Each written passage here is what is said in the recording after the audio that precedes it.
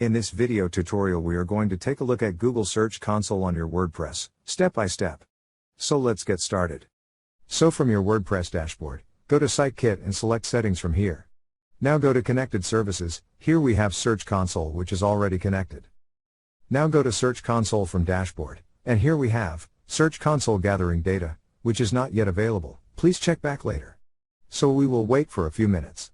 So now we get Search Console overview of total clicks, total impressions, average center, average position. On top, we have See Full Stats in Search Console link to view full stats. Thank you for watching.